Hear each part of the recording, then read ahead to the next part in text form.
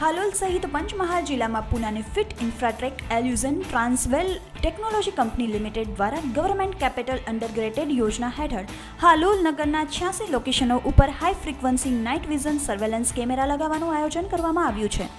આ camera round the clock કાર્યરત રહેશે, જેથી શહેરની તમામ ગતિવિધિ લાઈવ જોઈ શકાશે.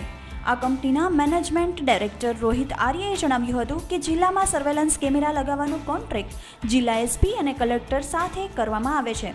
આ project company zero capital plan હેઠળ કરી રહી છે.